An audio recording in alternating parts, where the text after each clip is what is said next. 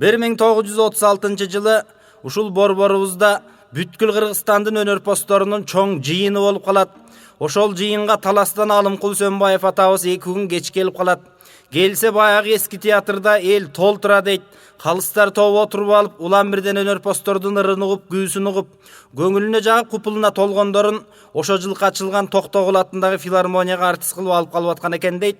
Бир убакта Алымкул төкмө келди деп эл айтып калды дейт. Келсе сахнага чыксын да эл менен учурашып ырдасын деп Калыстар тобу айттырып жиберген экен.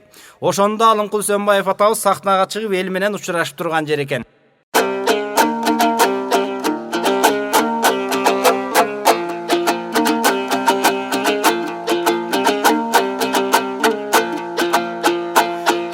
Толук акындар, мындан албан акын бар.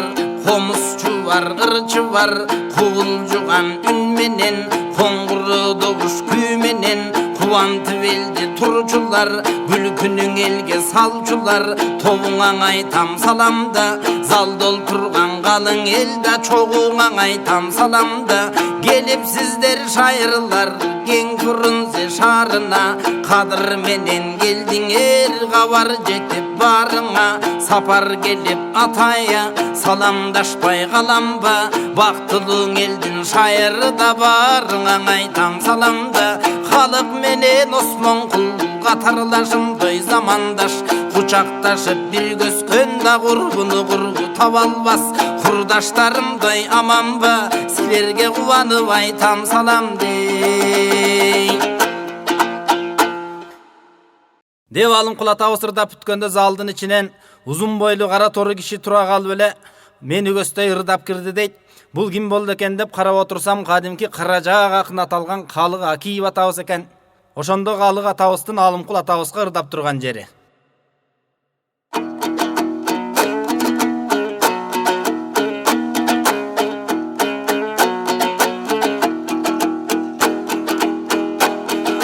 Кабарың угамме төкмө деп, халкыңдан кабар де көп келет.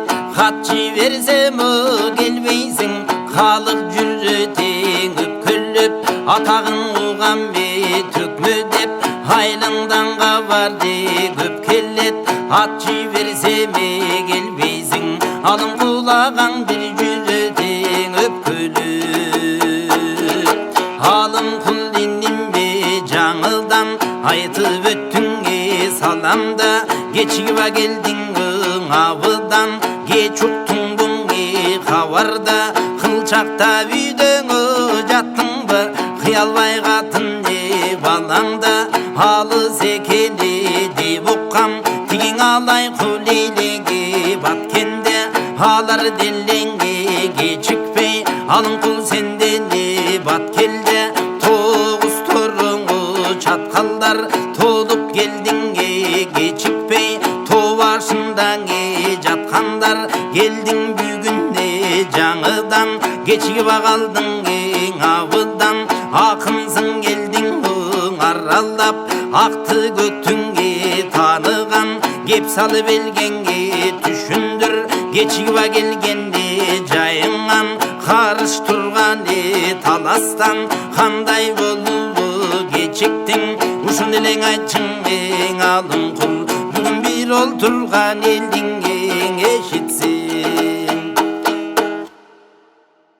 деп Калык атабыз ырдап бүткөндө Алымкул атабыз ичимен ойлонуп калдым дейт.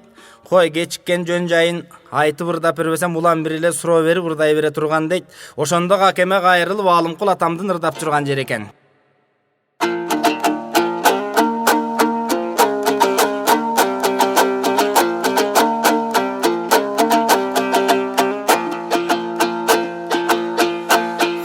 Самга кебилерсиң, бу менен кырсык чыгып жолума. Кызыл желек көтөрүп жүрүүчүң элем колума. Жерге түштүң ой желегим, жаркыраган желекти да жашырбай кантип келемин. Чыга албай үйдө жатканым, чымчыгым ушту чынардан. Артынан куусам жеткирбей, ашып кетти кыраңдан. Кулунун качты желеден, андай кырсык болбосо даң алды да келчү мен элем. Талпындым эле жетсем деп, таба албай калдым айламда. Taqdırdın jolu taygalaqta talaşa turgan şay barba. Balamdı berip esine başıma tuman aylanda. Koyluğunun oygu jet albay haken oşenci va jolume baylandı.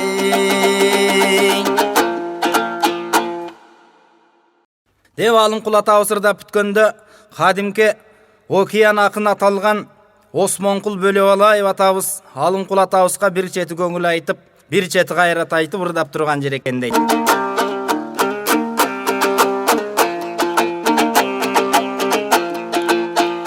Жайыңды гана айтың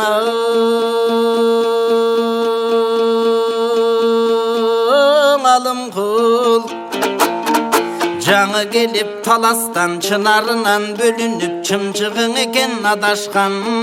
Чырпықсын сасынсын деп чынараман тұрсын деп чынындан ұшыл қиын кеп өлгөнді туылған жеңет деп башынан далай иш өтіп байыр қылар айтқан кеп ажырапсың Алымкулың артын берсін баланын ая жуыл төрөсө 5-6 кемпір чоғылып бешике салып бөлөсөң ай тигендей жарқырап açылып қалат қабағың атын замир қойып зандағы тапқан баланын амалы кетіп өлімден атадан бала бөлінген чымчығың екен Алымкул аны чыгарыба койгон көңүлдөн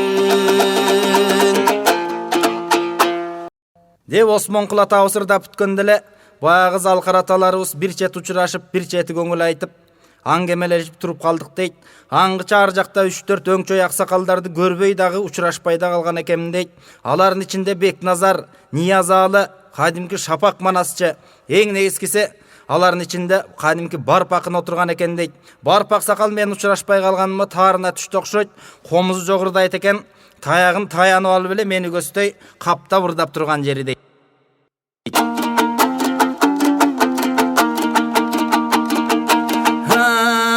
Алымкул чырагым аман болсун чынарың убакыт жетип күн бүтүп учкан экен тынарың өзүң деле баласың өкүнүп тартпаң убайын көпүрөңө Алымкул көлгө кеткен турбайбы көк шуңкарың айланып чөлгө кеткен турбайбы жета таң барып тынч алган жерге кеткен турбайбы боор бүтүн баш эсен болгон эмес адамда айтканыңга туңгулду аралаштырып саламга каза шуңкар жемжесе канатын канга тийгизбейт кайраты бар элдер көп кайгысын элге билгизбейт эки агайың кишинин бири кедей бири бай эки жили кетчесең бири каргыш бири май жанашаң экиң өзөндүн бири токой бири сай жашыба жаман адамчаң көкөм жаратылышың ушундай тигиң Осмонкул менен калыкты оозуңаң алдыңда отурган 4-5 чалбарбыз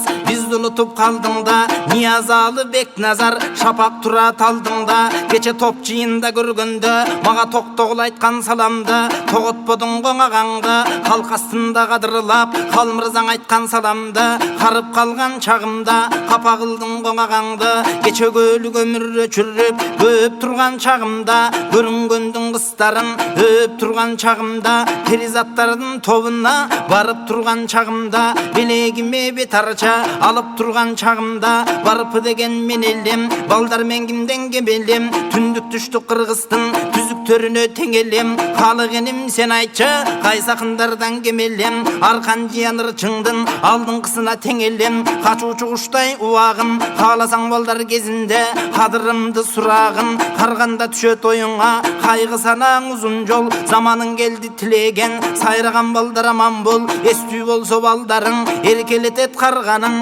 эси жок болсо балдарың эсептен чыгып калганың эртеби кечпи ким билет эчкиникиндей жаш калды кача турган куш делең үкөм карай берет оң асманды деп барып атабыз ырдап бүткөндө Алымкул атабыз барып атабыздан кечирим сурап ырдап турган жери дейт.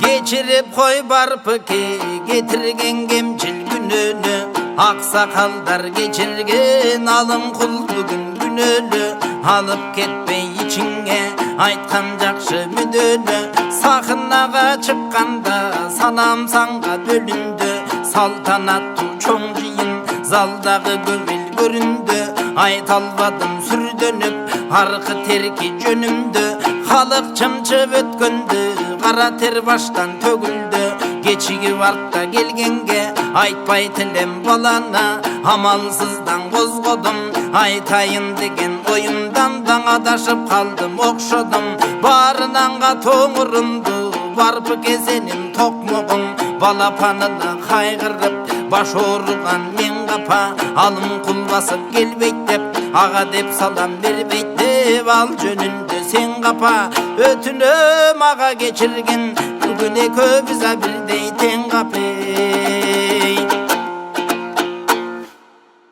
деп алым кулатабыз ырдап бүтүп баягы аксакалдар менен бир чети учурашып бир чети кечирим сурап бир чети көңүл айтып аңгемелешип туруп калдык дейт. Аңгыча дуу деп эле экиге бөлүнүп ортосунан бир киши чыга келип эле бизди көздөй ырдап кирди дейт. Бул ким болду экен деп карап отурсам кадимки залкар куудул Шаршен атабыз экен. Шаршенди куудул деп укчу элем, көрсө кадыр эсе акындыгы бар экен дейт. Ошондо Шаршен атабыз баягы барып аксакалдарга залкарларга учурашып ырдап турган жер экен.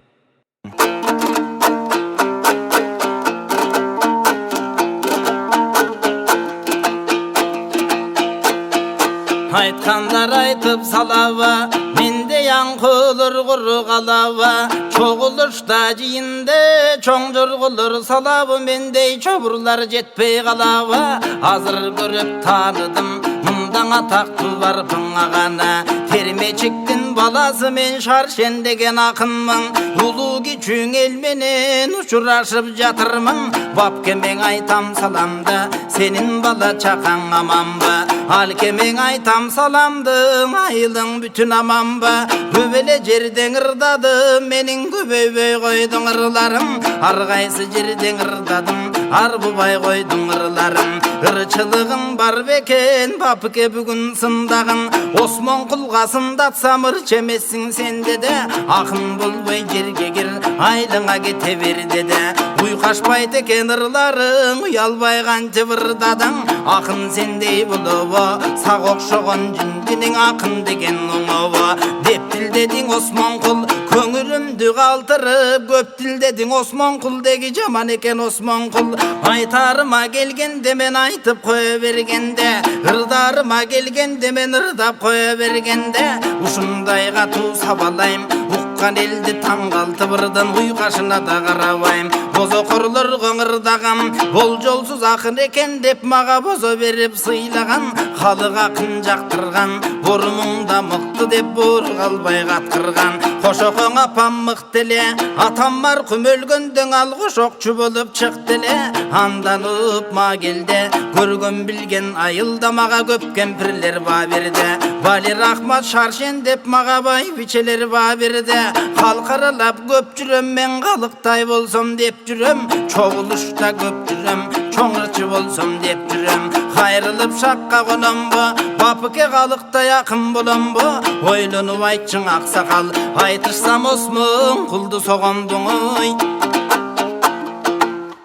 Деп Шаршен атабыз ырдап бүткөндө эл дуу деп эле күлүп калды.